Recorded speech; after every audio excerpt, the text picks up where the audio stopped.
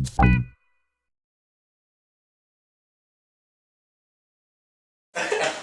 and sweet. It's recording what I'm doing. Short and sweet number 3. So, can we have like tags for the show? Like instead of being my name, I'll be like Beat Feet Jungle Feet. No. As a kid at work, I stole it from him. I gave him that name. Nice. Anyway, it's on. Yeah, you're probably going to be seeing a lot of that right now because I'm going to edit it out because I think that stuff's more fun to watch. Yeah, welcome to the show for gamers. You've seen me on the 3 previous episodes. This is a very historic episode 4 basically, because you've seen him on all these intros, and this is Al, Towering Hero. He wants you to rate us 5 stars, don't you? Because you have self-esteem issues, which is sad.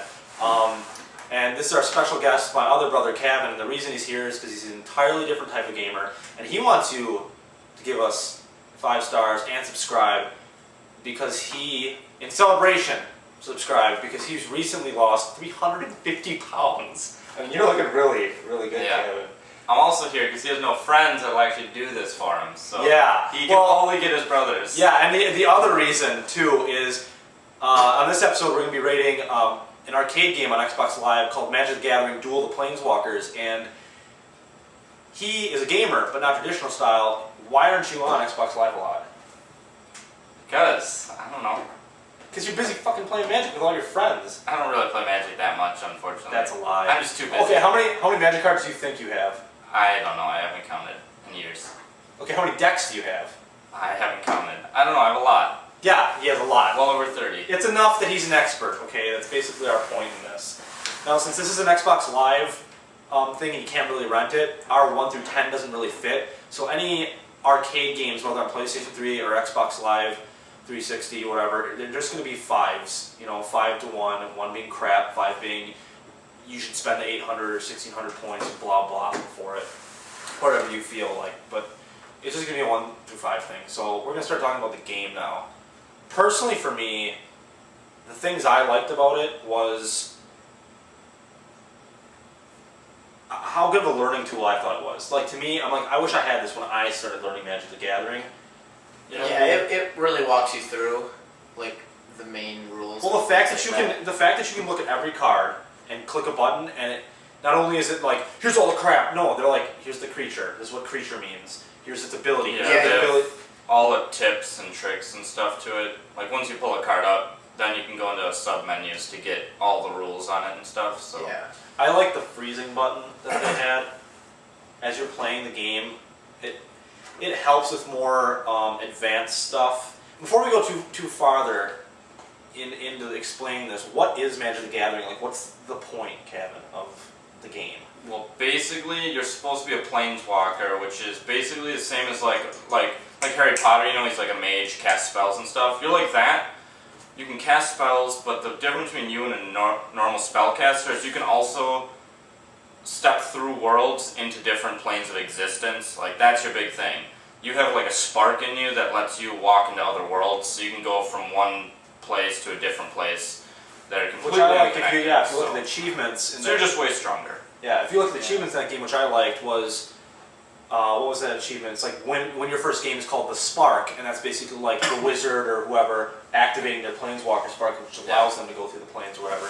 So yeah, but the goal of Magic the Gathering, 2 Planeswalkers at 20 health, and your goal is to get the other guy down to 0 or negative or whatever, and then win the game basically. Or if they run out of cards in their library, they lose. Yeah, which again is a fun little thing. Did you do that yet in the game? Yeah, I did it once. Is there an achievement for that? No. That was my thing. Like, I think they could make like 1,000 achievements, like decking an opponent.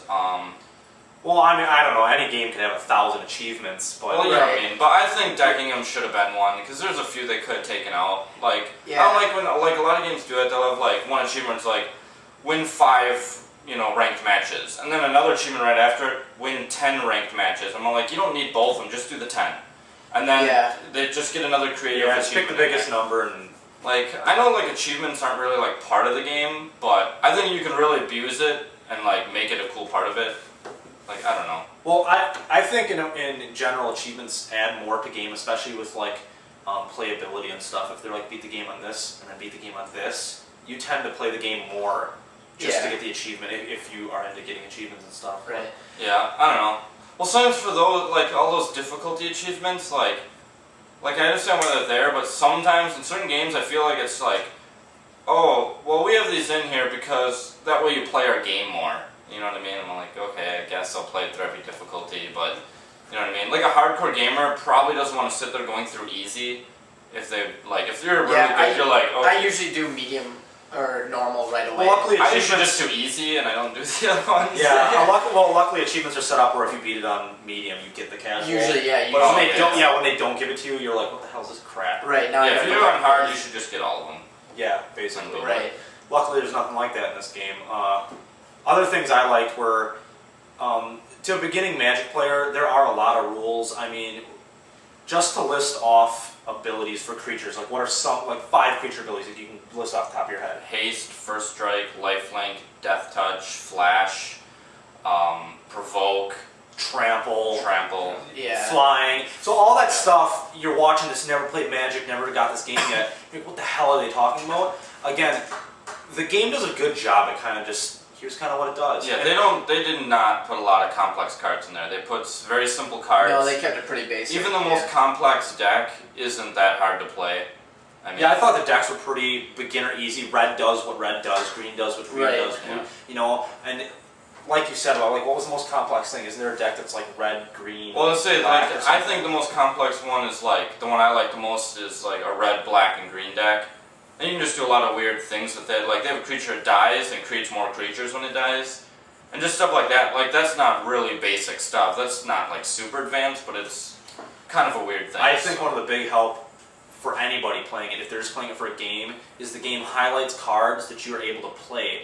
Because you need land cards, which give you mana, which is energy, and you use those to play the cards. Well, in real life, you have to sit there and actually look at the mana cost and think about it and analyze that. Where in this game, they highlight the card that you can play. This is for Cat, Mad Mardigan. So yeah, basically that's the cool part. Things I didn't like about it is I just wish there was more customization. I wish there were more cards. Like I'm hoping downloadable content comes out for this game where I can build my own deck, like really build my own deck. Because I would set up, you just unlock stuff, you know. Like I want them to, but I don't because the way they have it set up now, like, because basically this is another version of like they already have an online Magic game, like it's called Magic Online, and that's pretty much you can just buy all the cards you want online and play people online. And this is just a way, like, dumbed down version of it, so, like, they can get new people in the door. Not saying you're going to play it, it's just a good, like, entrance. Yes, like I said, really good learning tool, but the graphics, first off, way better than Magic Online. Like, if you have an HD TV, the game looks ridiculous. Like, the cards look like the real cards. You can actually enjoy the art, which they have, like, just ridiculous artists doing the art. I like the little animations, too, when you attack guys. Like, if you're attacking with, like, Goblin Piker, it looks like a slash from, like, a blade. Oh, yeah, like Giants will, like, do a big cracking it has that punch. huge cracking punch on it and stuff. I like that. But what did you find in the game that like you didn't like? That as a Magic player, well, the crap out of you? With me, and I heard a few other people say this too. Actually, like there's a timing system that like runs down, so you can't just sit there forever, which is good. But a few people wish like there should be even if it's like an advanced option that you can turn on or off. Maybe if you beat the game and unlock this option. But it's just a button that you press and it lets you just skip your whole turn, which sounds weird, but like there's certain turns where you're not going to do anything, or you finish your first main phase, and now you have to sit through the timer, and then it goes over to the next phase. You have to basically sit through a timer 2 times just to finish your turn, and I think they should just, you know, there's a quick button you click, and then it lets you just, boom, next opponent's turn or whatever. Well, yeah. I know too, you had the problem where you're looking at the board and you can see on the board you can play so many things. The game